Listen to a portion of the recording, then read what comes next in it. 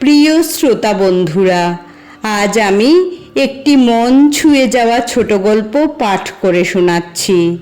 গল্পের নাম খোলা আকাশ। কলমে সরজিৎ ঘোষ। গল্প পাঠে আমি জয়শ্রী দাস।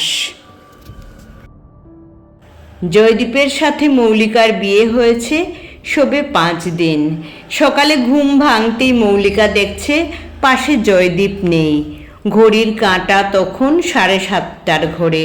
তাড়াহুড়ো করে বিছানা ছেড়ে নিচে এসে দেখছে চা তৈরি করে ততক্ষণে সার্ভ করে দিয়েছে জয়দীপ। দিবাকর আর জয়া চায়ে চুমুক দিতে দিতে বেশ হেসে হেসেই কথা বলছে। মৌলিকাকে নিচে নেমে আসতে দেখে জয়দীপ বলে উঠল, আরে তোমার জন্যই তো চা নিয়ে উপরে উঠছিলাম। মৌলিকা অপ্রস্তুত হয়ে খানিকটা লজ্জাবশত মাথা নিচু করেই বলল, সরি, আমি বুঝতে পারিনি এতটা দেরি হয়ে যাবে বলে।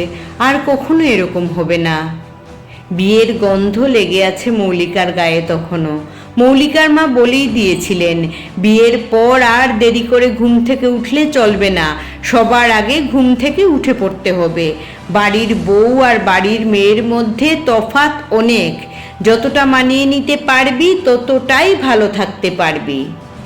মায়ের কথাটা মনে পড়ে যেতেই মৌলিকা ভাবল, সত্যিই তো, আমি এখন বাড়ির বউ। ছি ছি, এভাবে দেরি করে ওঠা উচিত হয়নি। একটা অপরাধ বোধ কাজ করছে তখন মৌলিকার মধ্যে।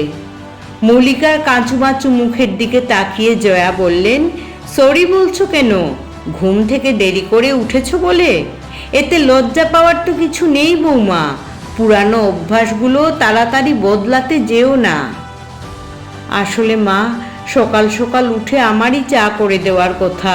আমার উঠতে দেরি হয়েছে বলে ও আপনাদের চা করে দিল। আমার নিজেরই খারাপ লাগছে বেশি। দিবাকর ও মৌলিকার কথা শুনে হেসে উঠলেন। জয়াও হাসতে হাসতে দিবাকরের দিকে তাকিয়ে বললেন, তোমার বৌমার কথা শুনলে? আরে বৌমা, প্রতিদিন চা করার দায়িত্ব তোমার শ্বশুর মশাইয়ের ছিল, সেই দায়িত্ব আজ থেকে জয়ের। প্রতিদিন সকালের চাটা জয়ই করবে এখন থেকে। তুমি এসব নিয়ে ভাববে না একদম। বাড়ির ছেলে পড়ে পড়ে ঘুমোবে আর বাড়ির বউ সকাল সকাল উঠে চা করে মুখের কাছে ধরবে, এমনটা আমাদের বাড়িতে হয় না। আমার শ্বশুর মশাইও তাই করতেন, তোমার শ্বশুর মশাইও এতদিন তাই করে আসছিলেন, আর এখন থেকে জয়ও সেটাই করবে। আমার শ্বশুর মশাইয়ের আমল থেকেই চলে আসছে এমন রীতি। সকালটা বাড়ির পুরুষরা যদি একটু মধুর করে দেয়, বাকি দিনটা আমরা মেয়েরা মধুরতম করে তুলতে পারি। তবে সকাল সকাল ঘুম থেকে ওঠা স্বাস্থ্যের পক্ষে ভালো। তুমি চাইলেও সকাল সকাল উঠতে পারো, তবে জোর জবরদস্তি কিছু নেই। মৌলিকা শুনে তো অবাক। মৌলিকার মা যা বলে দিয়েছিলেন তার উল্টো প্রতিফলন চোখে পড়ল এই বাড়িতে এসে। বাপের বাড়িতে মৌলিকা দেখেছে কোন ভোরে উঠে পড়তো মা। সকালের সব কাজ সেরে চা তৈরি করে বাবার মুখে ধরত। তার আগে দাদু ঠাকুমার ঘরে চা তৈরি করে পৌঁছে দিত। ছোটোর থেকে মৌলিকার ধারণা ছিল বাড়ির বউ মানেই তাকে সবার আগে ঘুম থেকে উঠতে হয়। ধারণা পাল্টে গেল। তারপর থেকে মৌলিকা সকালে ঘুম থেকে ওঠার পর সকালের চায়ের কাপটা মুখের সামনে ধরে জয়দীপ। মৌলিকা এখন রায়বাড়ির বউ। বাড়িতে কাজের লোক থাকলেও রান্নার দায়িত্বটা জয়ার। মৌলিকা রান্নাঘরে গিয়ে জয়াকে টুকটাক হেল্প করে দেয় কাজে। জয়া বলেন, তোমাকে রান্নাবান্না এখন করতে হবে না, আগে দেখো আমাদের রান্নাবান্না খাওয়া দাওয়া কেমন, তারপর না হয় শিখবে। রান্নাবান্না করাটা কোনো বড় কাজ নয়, একটু দেখে নিলেই শেখা হয়ে যায়। তবে পড়াশোনাটা চালিয়ে যাও, কলমটাও ঠিক করে ধরতে হবে তো। মৌলিকা সেভাবে রান্না শেখেনি। কলেজ পাশ করতে না করতেই তো বিয়ে হয়ে গেল। একটা ভয় তো ছিলই। মৌলিকা ঠাকুমা বলতেন, যতই MA BA পাশ করো, রান্নাঘরের খুন্তি ধরার চাকরি তোমাকে করতেই হবে। শ্বশুর বাড়িতে কেউ তোমাকে বসিয়ে খাওয়াবে না। কিন্তু এই বাড়িতে মৌলিকাকে খুন্তি ধরার জন্য কেউ পরামর্শ দেয় না। মৌলিকা মনে মনে ভাবে, ঠাকুমার কথাটাও তো মিলল না। বরং উল্টোটাই দেখতে পেল মৌলিকা। তাহলে শ্বশুরবাড়ি ব্যাপারটা কেমন? বিয়ের 2 মাস হয়েছে। রবিবারের একটা ছুটির দিনে মৌলিকা জয়াকে বলল, আজ দুপুরের রান্নাটা আমি করব মা। জয়া হেসে বললেন, তা কি রান্না করবে শুনি? তুমি যা বলবে। রান্না করবে তুমি, আর আমি মেনু ঠিক করে দেব? শাশুড়ি বৌমার এমন কথোপকথন শুনতে পেয়ে নিজের রুম থেকে বেরিয়ে আসেন দিবাকর। শাশুড়ি বৌমার কথাবার্তার মধ্যে ঢুকে পড়ে দিবাকর বলেন, দুপুরের রান্নাটা তাহলে বৌমাই করছে? বৌমা, তুমি যখন ঠিক করেছো আজকের রান্নাটা তুমিই করবে, তুমি রান্না করে যা খাওয়াবে তাই খাবো আমরা। এই প্রথমবার রান্না করে সবাইকে খাওয়াচ্ছে মৌলিকা। মৌলিকা রান্না করছে জেনে জয়দীপও খুব খুশি। সকলকে খেতে দিয়ে মৌলিকা পাশেই দাঁড়িয়ে আছে। জয়া বলে উঠলেন, আমাদের আর কারো কিছু লাগবে না, তুমি খেয়ে নাও এবার। তোমাদের সবার খাওয়া হয়ে যাক, তারপরে আমি খাবো। মৌলিকার রান্নার প্রশংসা করলেন জয়া। দিবাকরও বললেন, মাংসটা বেশ রান্না করেছো আজ। জয়দীপও এক মনে খেয়ে উঠে গেল। ওঠার আগে বলে গেল, বড় তৃপ্তি করে খেলাম। মৌলিকা এবার নিজের খাবারটুকু নিয়ে খেতে বসলো। নিজের রান্না খেতে গিয়ে দেখলো মাংসে একদম ঝাল হয়নি। বাড়িতে সবাই ঝাল খেতে ভালোবাসে। ডালে নুন দিতেও ভুলে গেছে। ডালে যে নুন দেওয়া হয়নি সে কথা কেউই কিছু বলল না। ব্যাপারটা খুব অদ্ভুত লাগলো। অথচ মৌলিকা বাপের বাড়িতে দেখেছে মৌলিকার মা যখন রান্না করতেন, রান্নায় একটু এদিক ওদিক হলে মৌলিকার বাবা কত কথা শোনাতেন। মাছের ঝোলে একদিন নুন বেশি হয়ে গিয়েছিল, বাবা যা না তাই বলেছিলেন। সেদিন ঠাকুমা বলেছিলেন, ও যেমন নুনে পোড়া রান্না করছে তেমনি সব রান্না ওকেই খেতে হবে। কত খারাপ ভাষায় সেদিন কথা বলেছিলেন ঠাকুমাও। মাও চুপ করে শুনে নিয়েছিল সে কথা। রান্নার ভুল ত্রুটি হলে ওই রান্না কেউ মুখে দিত না, নতুন করে আবার রান্না করতে হতো মাকেই। এদিকে মৌলিকা কোনো রকমে খাওয়া দাওয়া শেষ করে জয়ার ঘরে দৌড়ে যায়। দিবাকর তখন খাটে শুয়ে খবরের কাগজটা পড়তে শুরু করেছেন। মৌলিকা ঘরে ঢুকতেই জয়া বললেন, কিছু বলবে বৌমা? মাংসে একদম ঝাল হয়নি, অথচ ঝাল ছাড়া কেউই খেতে চায় না দেখি। এদিকে ডালে নুন দিতে ভুলে গেছি, অথচ তোমরা সবাই মুখ বুজে খেয়ে নিলে, কিছুই বললে না তো। জয়া হাসলেন একটু, তারপর বললেন, মেয়ের কথা শোনো। প্রথম দিন তুমি রান্না করছো, কতটা আন্তরিকতা দিয়ে রান্না করেছো। একটু নুন কম হয়েছে, ঝাল কম হয়েছে, সেজন্য তোমাকে বলবো, তোমার ভালোবাসার দাম, আন্তরিকতার দাম অনেক বেশি এই সামান্য নুন ঝালের থেকেও। খবরের কাগজ থেকে চোখ সরিয়ে দিবাকর মৌলিকাকে কাছে ডেকে বলেন, একটা কথা বলি মা, আমার কাছে এসে বসো। মৌলিকা কাছে গিয়ে বসতেই মাথায় হাত বুলিয়ে বললেন, পাগলি মেয়ে, এই জন্য মন খারাপ করে বসে আছো?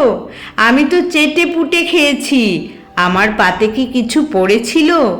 তুমি এই যে রান্না করার জন্য চেষ্টা করেছো, এটাই তো অনেক। আমি খুশি।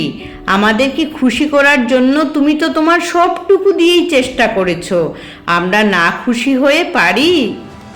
এরপর মৌলিকা নিজের ঘরে এসে জয়দীপকে যখন একই প্রশ্ন করেছিল, জয়দীপ বলেছিল, কেউ যখন ভালোবেসে কারো জন্য কিছু করে সেটা ভালোবেসেই গ্রহণ করা উচিত। বাড়ির সকলের মুখ থেকে একই রকম কথা শুনে মৌলিকার মনে হয়েছিল, এত সুখ কি কপালে সইবে? শ্বশুরবাড়ি বলে মনের মধ্যে যে ভীতির ধারণা ছিল, তাহলে সেটা কি? মেয়েদের শ্বশুরবাড়ি কেমন হয় তাহলে? একটা অজানা আনন্দে মৌলিকার চোখের ভিতর শ্রাবণের ভরা নদী যেন দুগাল প্লাবিত করে বেরিয়ে আসতে চাইছে। কোনো রকমে সামলে নেয় নিজেকে, যাতে জয়দীপ দেখে না ফেলে। এরপর থেকে মৌলিকার ভয় ভীতিগুলো একটু একটু করে সরতে লাগলো।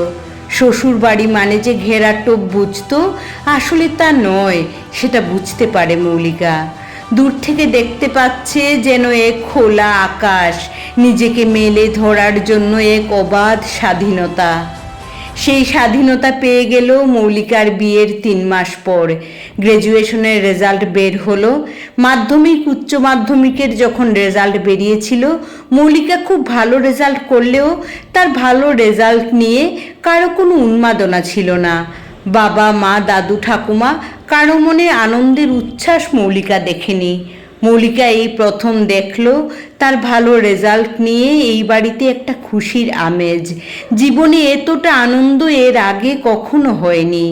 মৌলিকার পছন্দের খাবারগুলোই জয়া সেদিন নিজের হাতে রান্না করেছেন। মৌলিকা তো অবাক, মা তুমি এত কিছু রান্না আমার জন্য করলে? জয়া হাসতে হাসতে বললেন, তুমি পরিশ্রম করে সফল হয়েছ, এটা কম আনন্দের কথা তো নয়। আমার শাশুড়িও আমার জন্য চেষ্টা করেছিলেন অনেক, আমি চাকরি পেতে পারিনি।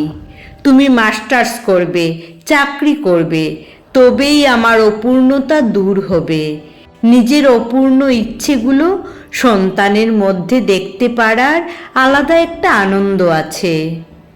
মৌলিকা বিশ্বাস করতে পারছে না, শাশুড়ি মা কি এইরকমও হয়?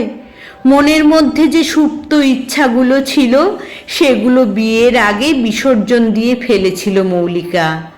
বাবার বাড়িতে থেকে নিজের বাবা মায়ের কাছ থেকেই তো এগুলো পাওয়ার বাসনা ভীষণ ছিল, কিন্তু সেগুলো যে কখনোই পূরণ হবে না সেটা জেনেই বিয়ে করে সংসার জীবনে সবার মনোরঞ্জন করার জন্য নিজেকে তৈরি করে ফেলেছিল মৌলিকা। কিন্তু এই অচেনা অজানা মানুষগুলো একটার পর একটা মনের ইচ্ছা পূরণ করতেই যেন ব্যস্ত। মৌলিকার মনোবাঞ্ছা পূরণের জন্যই হয়তো বিয়েটা হয়েছে, ভগবান হয়তো সেটাই চেয়েছিলেন। মৌলিকা কখনো মুখ ফুটে মনের কথা বলতে পারেনি, তাই হয়তো ভগবান এইরকম একটা বাড়িতে তাকে পাঠিয়ে দিয়েছেন। সেদিন আনন্দে ভেসে গিয়েছিল মৌলিকা। ভালোবাসার শৃঙ্খলে এত যে সুখ, সেটা বলে আর কাকে বোঝাবে সে? তারপর থেকে 12 বছর কেটে গেছে রায়বাড়িতে। মৌলিকার কাছে রায়বাড়ি একটা খোলা আকাশ, যেখানে সে পেয়েছে মুক্ত বাতাস, নিজেকে মেলতে পেরেছে খুব সহজেই। শ্বশুরবাড়ি মানে তার কাছে এক আকাশ স্বাধীনতা, 2 হাতেই সামলে চলেছে সব কিছু, যেন দশভুজা। কর্মক্ষেত্র আর সংসার ক্ষেত্র 2 জায়গাতেই মেলে দিতে পেরেছে নিজেকে। শুধু কলম নয়, খুন্তি ধরতেও মৌলিকা আজ সমান পটু। শ্বশুর শাশুড়ি স্বামী সন্তান সব নিয়েই মৌলিকা আজ সত্যি হয়ে উঠেছে অনন্যা। মৌলিকা আসলে শ্বশুর বাড়ি পায়নি, পেয়েছে এক মস্ত খোলা আকাশ। সমাপ্ত।